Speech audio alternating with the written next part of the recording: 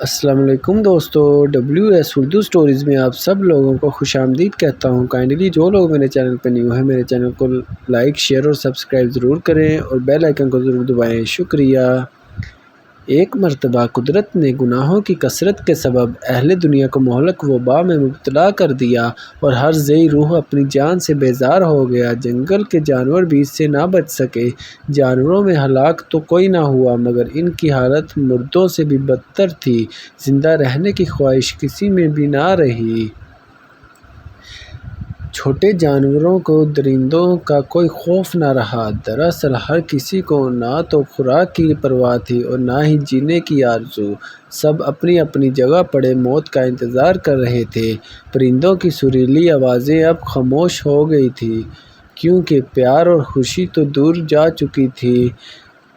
جنگل کے بادشاہ شیر سے رہا نہ گیا اور اس نے کراہتے ہوئے جانوروں سے مخاطب ہو کر کہا، بھائیو، خدا کی طرف سے نازل ہونے والا یہ عذاب مجھے کسی کی شامت اعمال نظر آتا ہے۔ میری رائے یہ ہے کہ ہم میں سے جو سب سے زیادہ گناہ گار ہے وہ خود کو قربانی کے لیے پیش کر دے۔ مجھے یقین ہے کہ اس کے خون کے عوض یہ عذاب خداوندی جس میں ہم سب مبتلا ہیں ٹل جائے گا۔ تاریخ یہی بتاتی ہے کہ اس قسم کی مصیبتیں قربانی دینے سے دور ہو جاتی ہیں۔ ہمیں غیر جانبدارانہ اور کڑی احتسابی نگاہ سے اپنے ضمیر کو ٹٹولنا ہوگا۔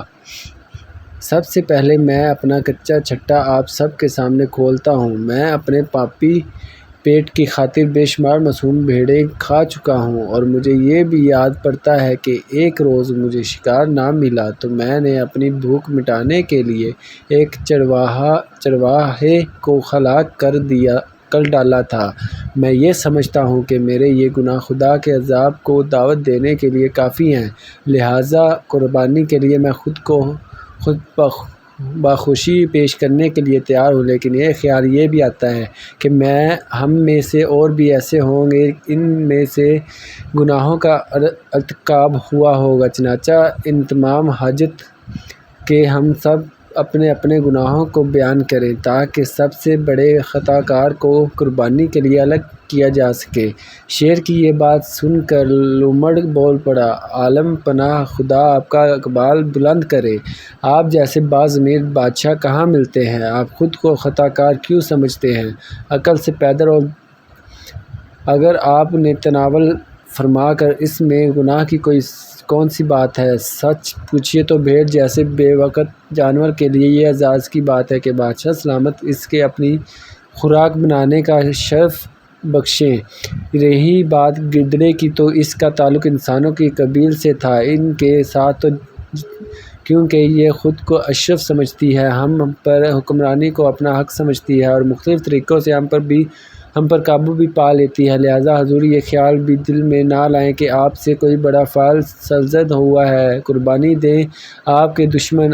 اتنا کہنے کے بعد لومڑ نے جنگل کے دیگر جانوروں سے تاکید طلب لہجے میں پوچھا، کیوں دوستو، کیا میں غلط کہہ رہا ہوں؟ ہرگز نہیں، بادشاہ سلامت تو بہت اچھے ہیں۔ چاروں طرف سے خوش آمدی صدائیں بلند ہونے لگیں۔ اس طرح چیتے، ریچھ اور دیگر خونی درندوں کو بھی پارسا اور بزرگ ٹھہرایا گیا۔ ان کے بیان کیے گئے گناہ خواہ کتنے ہی گھناؤنے ہوتے، تمام جانور انہیں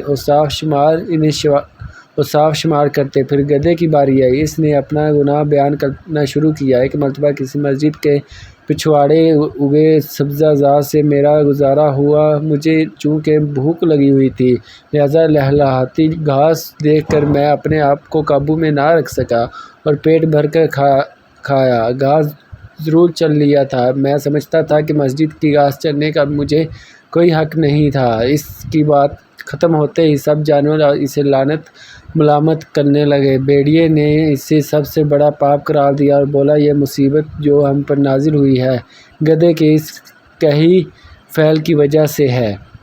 بتائیے تو بغیر اجازت سے اسے کسی جگہ گھاس چرنے میں ذرا شرم نہیں آئی؟ اس نے یہ بھی نہ سوچا کہ یہ کتنا بڑا گناہ ہے۔ قربانی کے لیے گدھا سب سے موزوں قرار پایا۔ دوستو، دنیا میں یہی کچھ ہوتا آ رہا ہے۔ آپ اپنے ارد گرد کمزور عوام کو پستا ہوا دیکھ سکتے ہیں۔ غریب عوام اگر 2 ٹکے کی چوری کر لے تو سالوں جیل میں سڑتی رہتی ہے اور کوئی ان کا پوچھنے والا نہیں ہوتا۔ لیکن اسی معاشرے میں بڑے بڑے چور ڈاکو کروڑوں اربوں روپے کی چوریاں کر لیتے ہیں، ان کو ان کے جرائم پر سزا دینا تو دور کی بات، بہت سارے آپ کو ایسے بھی مل جائیں گے جو نہ صرف ان کی پردہ پوشی کریں گے بلکہ ان کو نیک پاسہ اور حاجی صاحب بھی ثابت کرنے کی کوشش میں خوار ہوتے ہوئے دکھائی دیں گے۔ تھینکس ٹو واچنگ دوستو، ایسی اور ویڈیوز دیکھنے کے لیے ہمارے YouTube channel WS Urdu stories کو لائک، شیئر اور سبسکرائب ضرور کریں اور بیل آئیکن کو ضرور دبائیں تاکہ ہر نئی آنے والی ویڈیو آپ تک ضرور پہنچے۔ شکریہ۔